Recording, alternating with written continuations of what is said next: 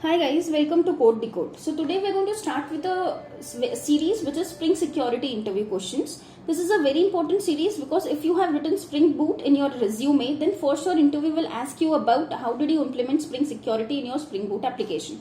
So please stick with me till end to know more about it, and please like, share and subscribe if you want us to create more such videos for you. So let's quickly start with the first question. This is a very basic question that interviewer may ask you as, why Spring Security is needed at the first place in your application? To answer that, let's consider one example. So what happens is, when you have a Java application and you want your clients to use that Java application, what do you need at the first place? You need a server to deploy that application upon. On that server, you have one more layer of operating system on which JVM is installed. So JVM is a Java virtual machine which is used for your Java applications to run upon. Then on the top of that, you have Tomcat, which is the application server on which the application is deployed. On that, you will have finally your application deployed. So these many layers of systems are required to make your application available to your clients. Now we all know that the servers are secured by the hardware people. Operating system is secured. JVM is secured by the Java people. Tomcat is also secured. But what is not secured? Your application is not yet secured. So who will make your application secure? It's the work of Spring Boot, Spring Security, which will make your application secure. What you have to do is just to understand how to make your application secure using the Spring Security and how to configure it. So it's a very easy thing that Spring Boot made in our life. That is a Spring Security. So let's see how to configure it and why do we need it. So now we are able to understand why Spring Security is needed, because our applications are not secured. Now the next question can be like, how Spring Security is securing your applications at a very high level. So to understand that also, let me give you one example. Now suppose you went to a resort or a hotel. Now consider this hotel as your application. And the first thing that you encountered in the hotel or a resort is a reception. So consider this reception as the Spring Security. So this is how Spring Security works. It's the first or the starting place of your application where all the users intercepts with the reception or interacts with the reception. So if you went to a particular reception, you will always ask a Spring Security or the reception that, hi, can you please check the booking with the name of Varun? So what Spring Security will say? The Spring Security will say that, sure, can you help me with your ID? So what you can see here is kind of authentication. You went to a particular application, you give your ID password, only on the valid ID password, then only the receptionist will allow you inside. So once you give your ID and password, what this receptionist will do? It will actually validate your ID password and see if you are legitimate or genuine user. If you are, then you will get a particular room booked in a hotel. Now once this authentication is completely done, you will then get your access key to your room and your restaurant. So here comes the authorization. After authentication, what Spring Security do is the authorization. Once you are a legitimate user, now you are able to authorized to use the room and the restaurant. Now if you try to ask for the access to the banquet hall, this particular Spring Security or the reception says, no, sorry, you cannot have the access to it. So this is how authorization works. You are allowed or you are not allowed. So this is a very high level view of how Spring Security secures your application by using authentication and authorization. Now before moving further, let's first understand what are the type of authentications we have. So we basically have three types of authentication. The knowledge-based authentication, position-based authentication, and the mix of both knowledge and position-based authentication. So we will first understand about the knowledge-based authentication. So the knowledge-based authentication are of three types basically. This is a password type authentication. So suppose when you the first time register into an application, what you do, you give your ID, then it will ask you for the password and the create password. So whatever password you give, you will remember that password. Even application will remember that password. So this is a knowledge which is, you also have that knowledge of password and application also have the knowledge of that password. That is why it's called knowledge based authentication. Secondly is the PIN authentication. So suppose you are trying to log in into Facebook. You can either do the password access, user ID and password access, or for the quick login, you can also have the four digit PIN access to the Facebook. So then during the registration, you should have the PIN with you, and that is also a knowledge for the Facebook and a knowledge for you. Now the third type is a typical type of knowledge based authentication. So suppose answer to this personal security question that you have told your application during the account creation. So many times you would have seen during the ID creation or account creation, they might have asked you some personal questions like who's your favorite teacher or something like that. Then in that case, you will be answering it with some name. Then the particular application will remember that. You should also remember that so that you can get into that particular application. That was all about knowledge based authentication. Now we will learn about position based authentication. Now for the position based authentication, it is said that the application understands this, that you must have something with you. You should have possessed something. So suppose for example your phone. The application says that you should have your phone with you before logging into application. And if you have your phone with you, it will give you the text message or the OTP. If you put the OTP correctly, then you are logged into the application as the authenticated user. So this is type of possession based authentication. You are in possession of your phone. Secondly, you have key or the card authentication. So if you are an employee of a particular company, then you must need an authentication to enter into that building of this particular company. So you should have your key card or the badge with which you can authenticate, yes, you are the genuine and the legitimate employee, and then you can get into the company. So this is possession based. You should possess your key card or the badges.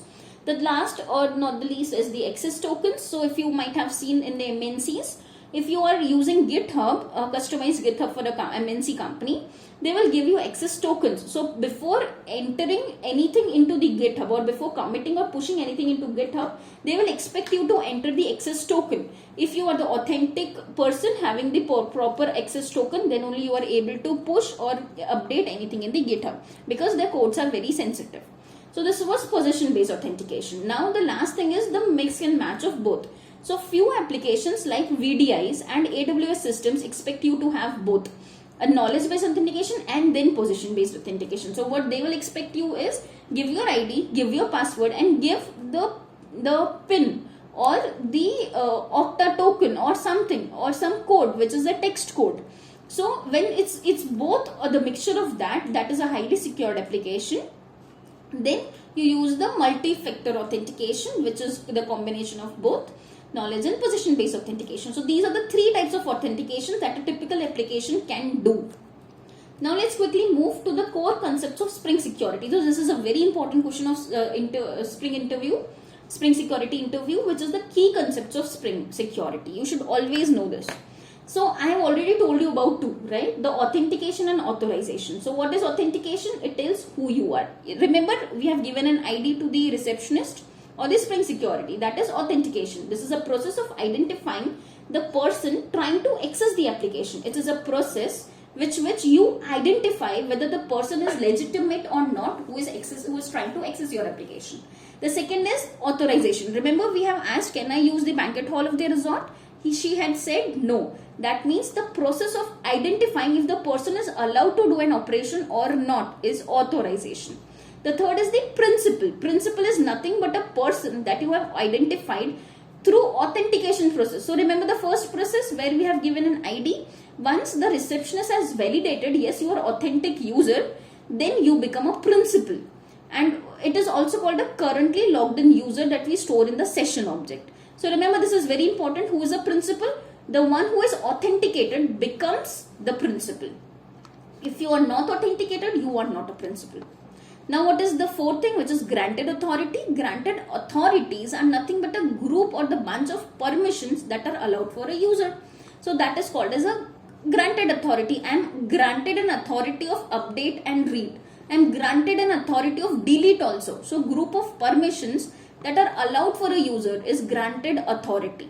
Now what are roles? Now this is a very confusing thing. People actually do blunder in this question.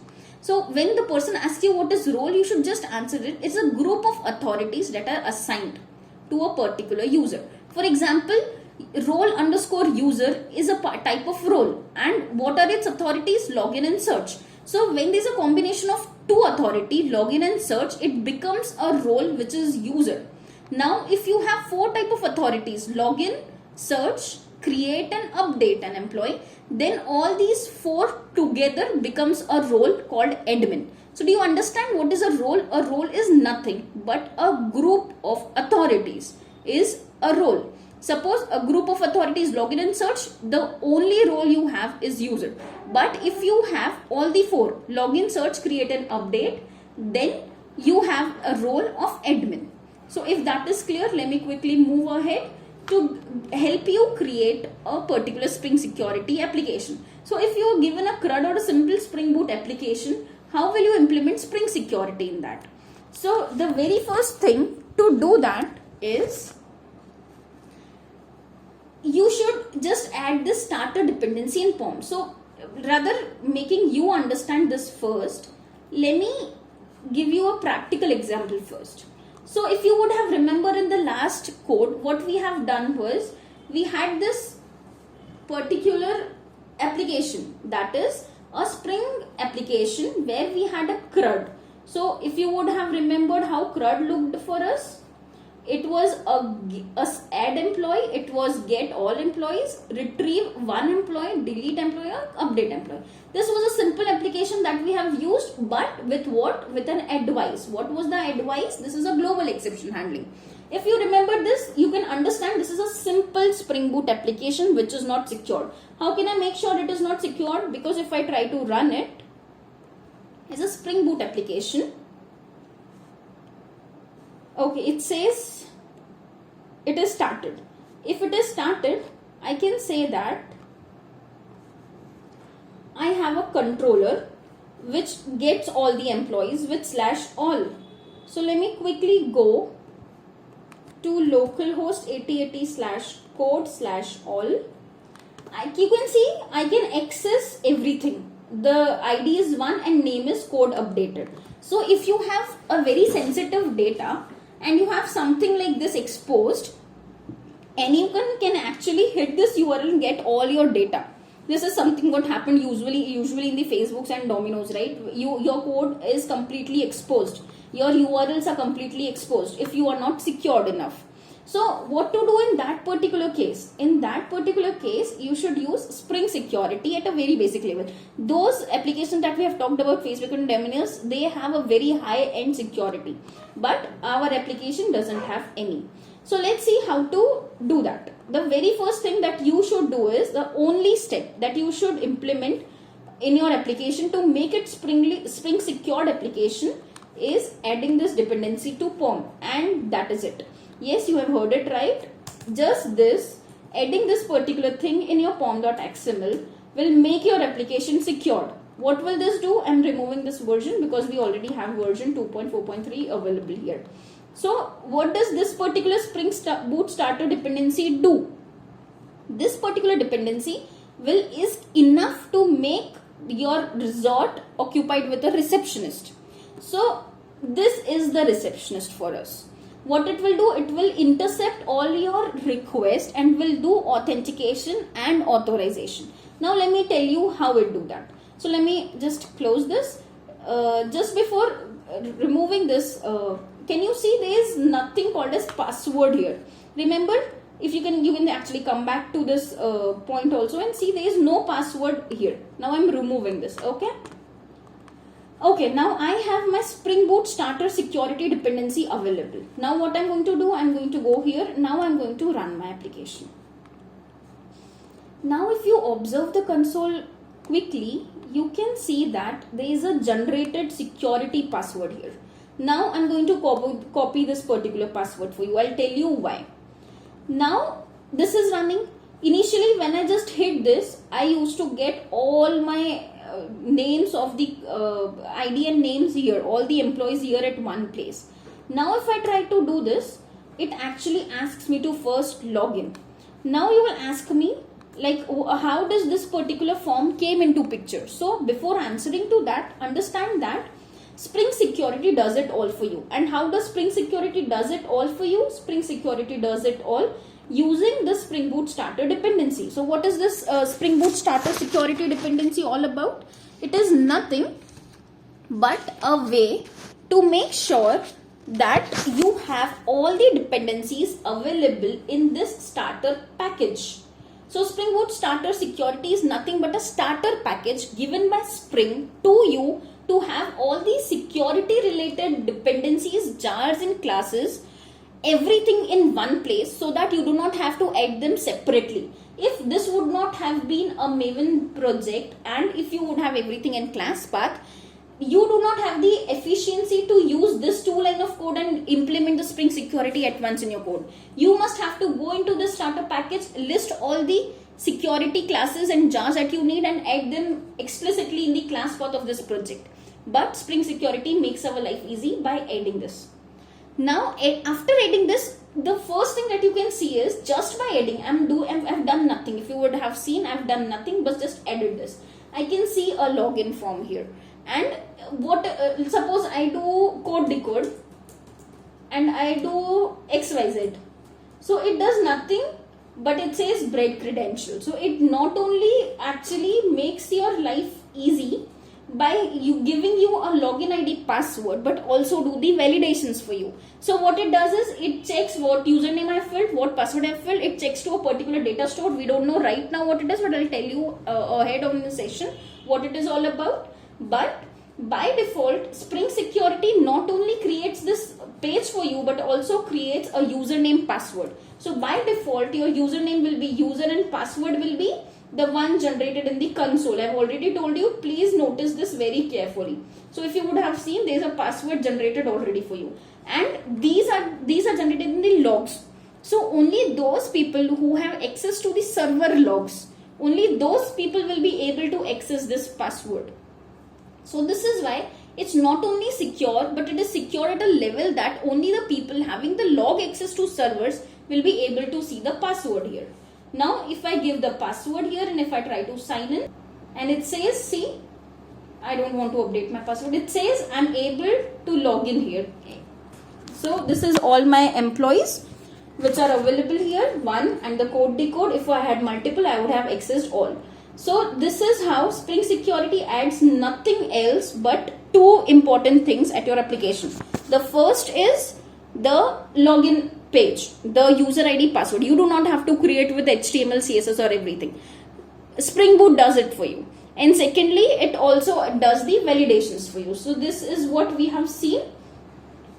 We just by adding this particular dependency in the pom.xml, we are able to see that the receptionist or the filter is added in front of your hotel or the resort or the application, who will do not only the authentication but also the authorization.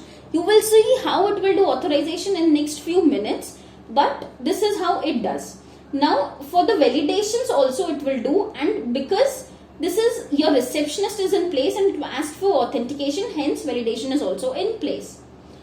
So that's how it intercepts all your requests. Now a very important question is how Spring security intercepts it. So just by adding one particular dependency, how your application is capable enough to do all these things. How it took hold of a complete application, it started generating your logs, the password in the logs. How Spring security is able to do that? So Spring security is able to do that with the help of filters. So if you would have been a lateral person, if you would have known something about servlets, you would have known there is a very good concept in servlet which is filters. So what does the filter do? It is nothing but a filter is a cross-cutting concern which intercepts each and every request which passes to a particular servlet. So this is not in my course, what I am teaching, but I am expecting you to know that filters are nothing but the concepts of servlet. Servlets are nothing but the baseline of your Spring Boot application. So if interview asks you something about filters, don't be disheartened, because it is a part of a servlet, and all the application that you create upon the Spring Boot is nothing but a servlet application. So you should know a bit about filters. If you want to know more about the filters, please let me know in the comment section. And we have many more concepts like authentication manager, authentication manager builder, how this particular authentication takes place, and how do you actually customize this. So there is a way to customize this Spring security using the application dot properties. If you would have remembered, we have done all the customizations in Spring Boot interview question part 1, part 2 in application dot properties. So again, you can do all these customizations and create your users using this particular either application dot properties, or you can also create your own particular class which actually implements nothing but a class called as web security configure adapter. If you want to know more about that and the interview questions on that, please let me know in the comment section. Thank you.